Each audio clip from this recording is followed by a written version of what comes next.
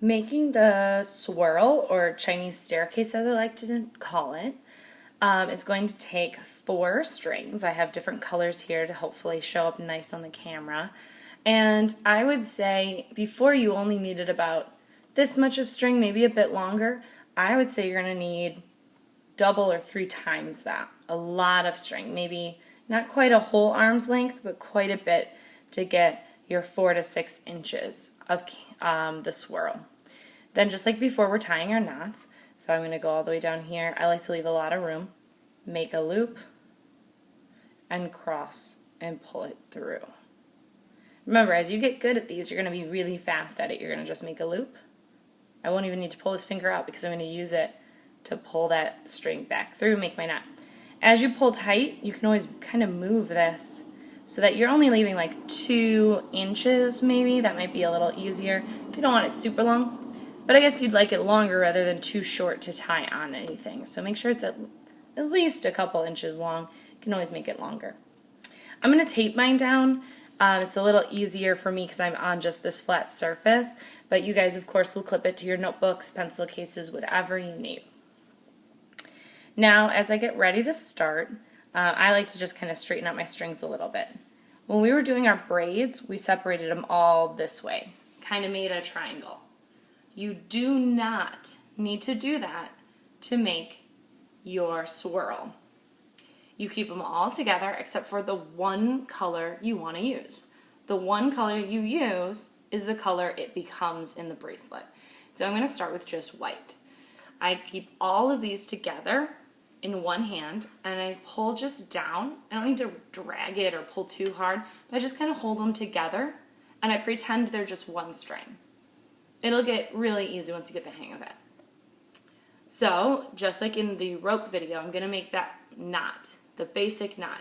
It's like making a 4. So I cross the string over, and then I pull through the middle. And now, this is where it becomes a little clearer, I hope. This stays still, but this pulls tight and slides up. Not tight like it's in a chokehold, but just a little tighter.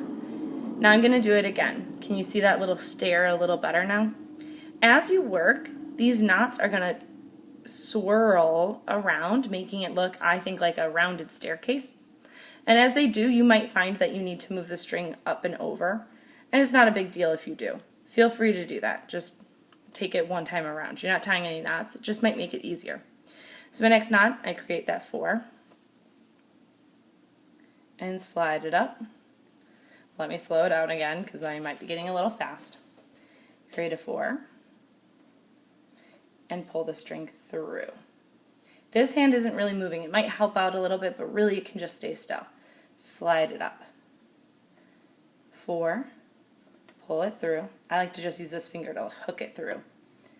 Pull it tight. Slide it up. I hope you can see that staircase starting to show. It might be a little small. I've just done 1, 2, 3, 4 knots, and I've only made this much. It's almost as long as the knot. So if you're creating an inch or more of that color, you're going to use a lot of string and tie a lot of these knots.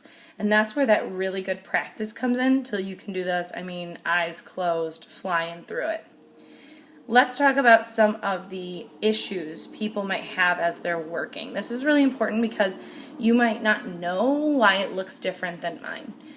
One mistake, we talked about it with the rope, is I go make the 4, but instead of pulling only this string, I pull this string up. Now the color the knot made is with all the big strings I need to keep flat. I don't want to show. I want the white or gray to show. So what you need to do to fix that, it's pretty easy. It just takes a little bold and daringness, is to pull this guy flat again, and look, it popped right back to being the white. Then slide just this one up.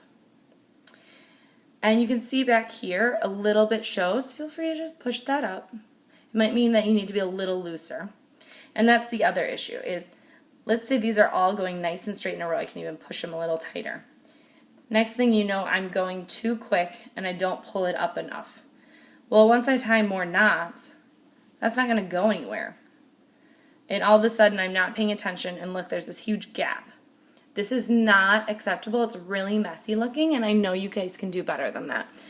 If I just try and fix it quick, like, oh, well, Miss White pushed it up in the video and push it up, you get this long knot. It's not the same size as the other ones. Just like we talked about in braiding, it needs to be consistent. This is not as good as it could be. It might happen on your first one, but by your third one, I don't want to see that anymore. Let's tie a couple more knots. As you can see, it's kind of pulling to the back, so I'm going to turn and take this around.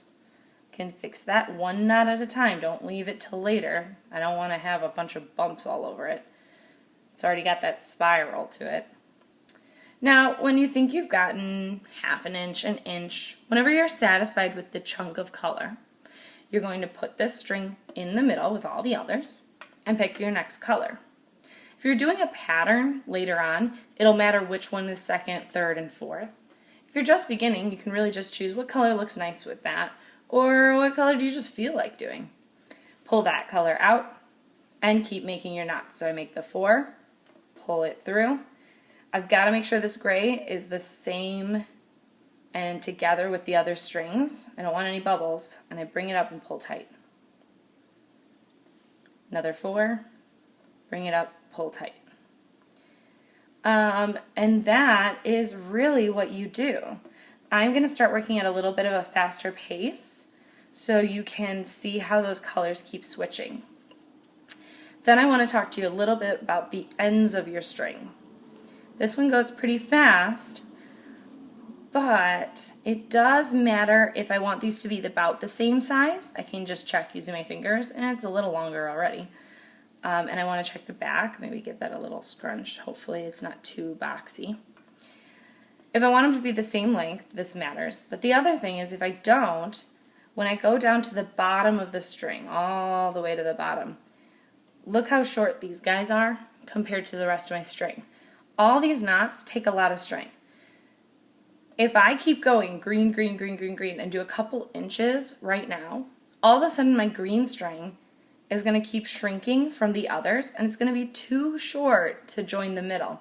So I would recommend keeping them consistent, and if you don't, the string you want more of needs to be longer, or if I want more green in this repetition, I should have 2 green strings in the middle, and then I can do both of them, and it'll just have more green in it.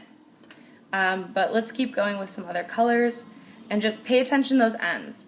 If you ever get to a point where the end of your string, is this tiny, you're not going to be able to tie knots, and you're not going to be able to tie this end knot either at the bottom of your bracelet.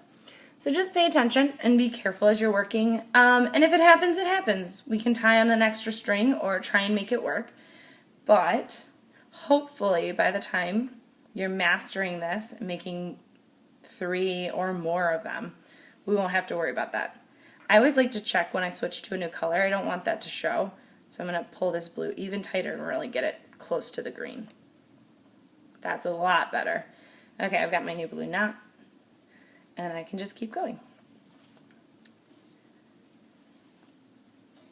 It's great because once you get really good at this knot, all the other bracelets are easy. If you go from learning this straight into some of those more complicated ones, you might get tripped up just on tying the knot, and really it's just where you tie the knots and what color shows that makes really intricate patterns in a bracelet. So this basic knot means you can make tons and tons of other things once you get more comfortable. My last color is yellow. We haven't seen the yellow-orange yet. Make my 4. Let's get those out of the way. And pull it tight. This one stays straight. Scrunch it up. I want the color change to look nice and smooth. I don't want anyone to know my secret on how I made it. And a couple more knots and I'll have done every color. And then I can go back and repeat them. The other thing is, if you're pulling too tight, it might get really, really thin. Oh, it's super tight. If I do that on a bunch of these, we talked about how the braid shouldn't go like fat, skinny, fat, skinny. If I'm going really tight for a couple of these, it already went from fat to skinny, and then if I go really loose, like I'm not even paying attention, it's going to look silly, going super skinny to super fat, And it might even twist a little bit. Can you see how it's got a kink in it? When you're pulling too tight, it kind of bends. So keep it consistent, keep it a little loose, and as you get better, it'll be more and more consistent. Good luck, you guys.